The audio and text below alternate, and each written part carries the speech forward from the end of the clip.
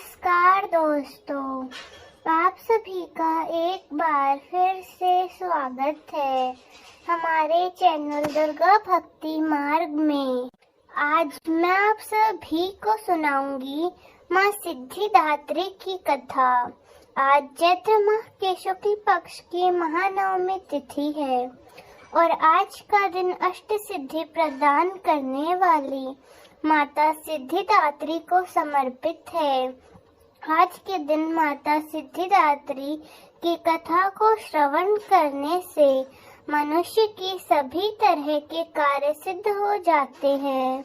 माँ उन सभी जातकों को अभय का वरदान देने वाली है। बल बुद्धि विद्या के साथ ही शुभता का भी आशीर्वाद प्राप्त होता है। तो आज मैं आप सभी को सुना रही हूँ नवरात्रि में सुनी जाने वाली माँ सिद्धिदात्री की बड़ी ही दुर्लभ तथा पौराणिक कथा। एक समय की बात है जब सृष्टि में अंधकार छा गया, तब एक दिव्य शक्ति ने जन्म लिया जो महाशक्ति के अलावा और कोई नहीं थी। देवी शक्ति ने ब्रह्मा, विष्णु और महेश की त्रिमूर्ति को जन्म दिया और तीनों को संसार के लिए अपने कर्तव्यों को निभाने के लिए अपनी भूमिका समझाने की सलाह दी। उनके कहे अनुसार त्रिदेव एक महासागर के किनारे बैठ गए और कई वर्षों तक तपस्या की। तब माँ देवी ने सिद्धिदात्री के रूप में उन्हें दर्शन दिए और तीनों को अपनी शक्तियों के रूप में पत्नियां दी, ताकि वे लोग उनकी मदद से सृष्टि की रचना का कारोबार संभाल सकें और धीरे धीरे सृष्टि में सब कुछ निर्माण कर सकें। इस तरह माँ सिद्धिदात्री की कृपा से सृष्टि की रचना, पालन और संहार का कार्य संचालित हुआ। उस समय भगवान शिव ने माता सिद्धिदात्री की कठोर तपस्या करके 8 सिद्धियों को प्राप्त किया। साथ ही माँ सिद्धिदात्री की कृपा से भगवान शिव का आधा शरीर देवी हो गया और वे अर्धनारीश्वर कहलाए। माँ दुर्गा का वह अत्यंत ही शक्तिशाली और दिव्य स्वरूप है। इस ब्रह्मांड की शक्ति देवी दुर्गा, जिन्होंने समय समय पर विभिन्न रूप धारण करके प्रकृति और सृष्टि के संरक्षण का कार्यभार संभाला। जब किसी दैत्य के सामने देवताओं के युद्ध कौशल कम पड़ जाया करते, तो वे स्वयं माँ आदि शक्ति भवानी माँ सिद्धिदात्री से मदद मांगते थे। माँ सिद्धिदात्री ने अपने पुत्रों का रक्षण किया। माँ सिद्धिदात्री देवी दुर्गा ने, जो न सिर्फ नारी शक्ति का स्वरूप है, बल्कि भक्तों की आस्था का एक परम पात्र भी है।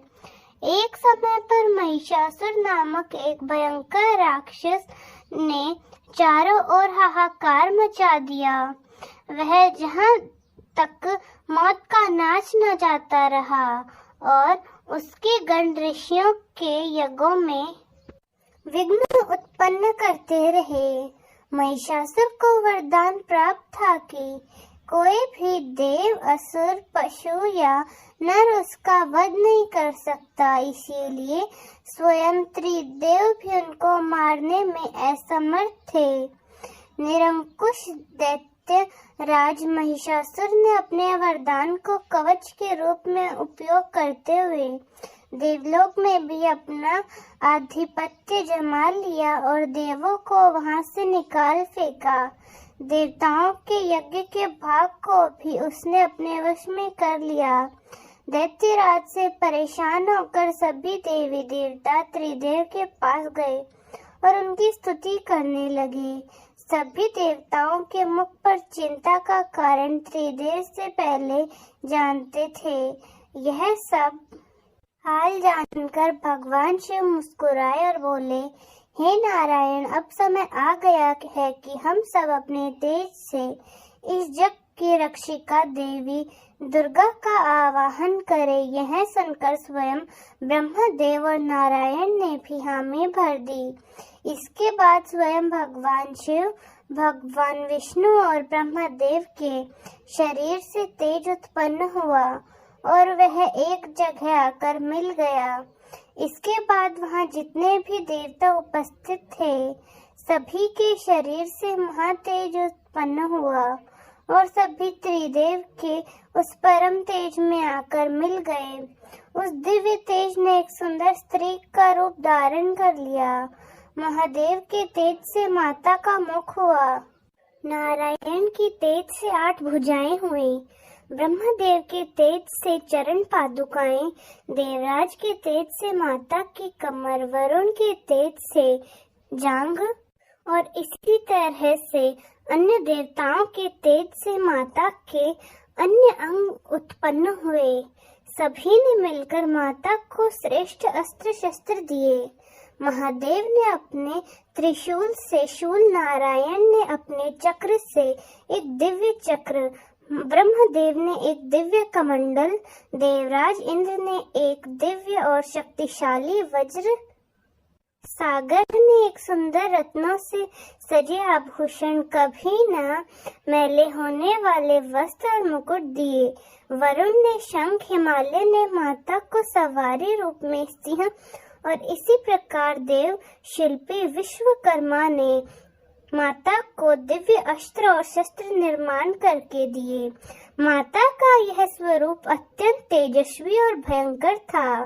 देवी के इस विशाल और भव्य स्वरूप को देखकर सभी देवताओं ने करबुद्ध होकर उनकी स्तुति की तथा देवी पर पुष्पों की वर्षा की। माता ने प्रसन्न होकर कहा, हे देव, कहो मेरा प्रादुर्भाव किस प्रयोजन से किया गया? मैं अत्यंत प्रसन्न हूँ। मुझे बताओ, मैं तुम्हारी समस्या का हल कर देती हूँ। जिसके बाद देवताओं ने सारा हाल माता को कह सुनाया। इसके बाद रण क्षेत्र में माता ने विकराल रूप धारण करके पहले दैत्यराज की सेना का विध्वंस किया, बाद में महिषासुर को भी मार डाला। इस तरह से पूर्व समय में दुर्गम नाम का एक महाबली असुर था। उसने भगवान ब्रह्मदेव की कठोर तपस्या करके अद्भुत वरदान प्राप्त किए। वरदान के प्रभाव से दुर्गमासुर ने वेदों का अपहरण कर लिया, जिससे सारी धार्मिक क्रियाएं और भावनाएं लुप्त हो गई। दुर्गमासुर ने अहंकार के वश होकर संसार को अपमानित और पीड़ित कर रखा था। घोर अकाल पड़ गया। जीव अन्न और जल के लिए छटपटा रहे थे। तीनों लोकों में तबाही ही तबाही मची। सभी देवता भी यह देखकर बहुत डर गए। सभी देवता माँ भवानी की शरण में गए। माँ से प्रार्थना करने लगे, हे माँ भवानी, माँ सिद्धिदात्री, आप असुरों का संहार करने वाली हो। आपने शुंभ, निशुंभ, चंड मुंड, मधुकैटभ, महिषासुर आदि जैसे दैत्यों का संहार कर हमारी रक्षा की है। हे माता, हमने आपको उस बड़े असुर से युद्ध करने के लिए आपका आवाहन किया है। कृपा कर हमारी दुर्गमासुर का वध करके रक्षा कीजिए। देवताओं की विनती से प्रसन्न होकर माँ भगवती ने जल की अनन्य धाराएं प्रवाहित करके चारों ओर जल की ही धारा प्रवाहित कर दी। गायों के लिए घास, अन्य जीवों के लिए अन्न जल से तृप्त किया और समस्त संसार की रक्षा करके सुरक्षा चक्र का घेरा बनाकर स्वयं बाहर बैठ गई। दुर्गमासुर ने यह सब देखकर माँ भगवती पर आक्रमण कर दिया। तभी सुंदर सलोनी माँ भगवती ने अस्त्र शस्त्र से सुसज्जित होकर विराट रूप धारण करके समस्त असुरों का वध करके त्रिशूल से दुर्गमासुर का वध कर दिया और संसार में धर्म की स्थापना की। दुर्गमासुर का वध करने के कारण माँ भगवती इस संसार में दुर्गा के नाम से विख्यात हुई। माँ सिद्धिदात्री कमल पुष्प पर आसीन होती है। इनका वाहन सिंह है और माता सिद्धिदात्री 4 भुजाओं वाली है। इनकी दाहिनी ओर की भुजा में गदा और दूसरी भुजा में चक्र है। बाईं ओर की भुजा में कमल और शंख है और नवदुर्गा में माँ सिद्धिदात्री अंतिम है। अन्य 8 दुर्गा और अंध विधान के अनुसार करते हुए भक्त जन दुर्गा पूजा नवमी के दिन इनकी उपासना में प्रविष्ट होते हैं और इन सिद्धिदात्री की उपासना पूर्ण कर लेते हैं। इससे भक्तों की सभी मनोकामनाओं की पूर्ति होती है। तो प्रेम से बोलिए माँ सिद्धिदात्री की जय हो। तो दोस्तों, कैसी लगी आपको हमारी आज की कहानी? कमेंट्स में जरूर बताएं। धन्यवाद।